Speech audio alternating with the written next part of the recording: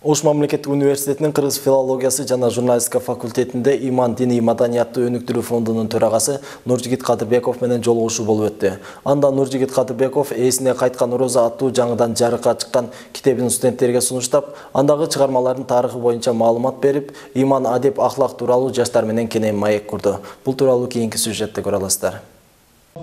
Нуржигит Кадырбеков жаштар менен жолугушууда жаңыдан жарык көргөн эсине кайткан роза аттуу китебиндеги чыгармаларынын бири таксист аңгемесине тартылган кыска метраждуу фильмди катышуучуларга тартуулады. Аталган китепте негизинен жаштарды тарбиялык жактан туура жолго чакыруучу жана убакытты туура пайдаланып келечекке карай жаңыча көз караштар менен умтулууга жол көргөзүүчү чыгармалар жазылган.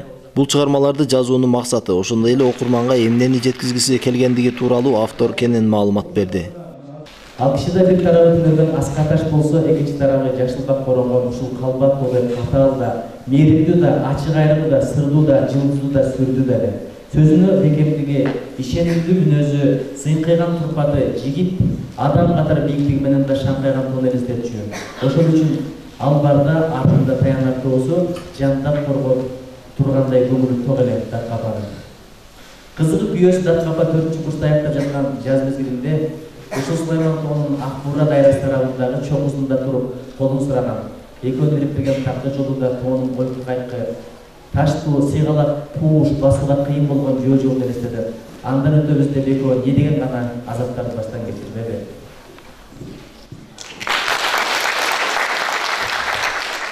Нуржигит Кадырбеков алгаш Ош мамлекеттик университетинин юридикалык факультетин бүтүрүп, андан соң Америка, Корея, Германия жана башка көптөгөн өлкөлөрдө билимин өркүндөткөн.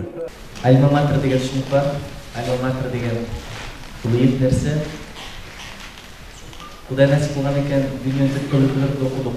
Коби университети мен үчүн дарыя, Канзас университети мен үчүн дагы бир дарыя, Стамбул дагы бир дарыя, Польша дагы бир дарыя, Литва дагы бир дарыя, Кытай дагы бир дарыя.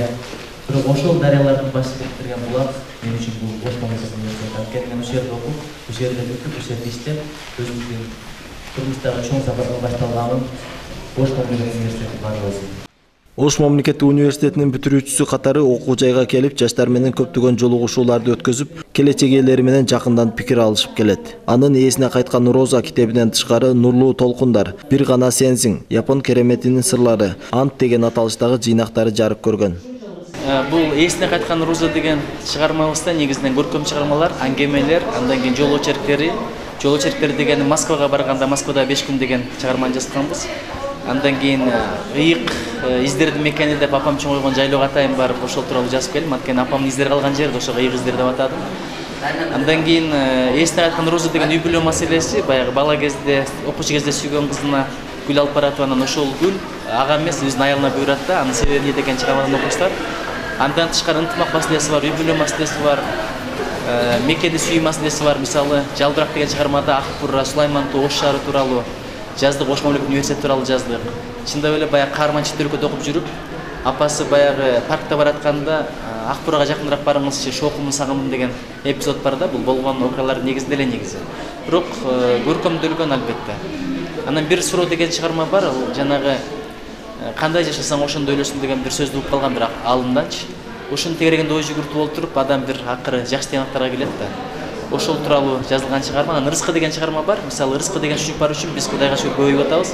Рыскыны билбеген япондор, француздар азайып баратат да. Анткени баланын рыскысы менин чөнтөгүмдө деп ойлойт, чындыгында бул Кудайдын казынасынан келет.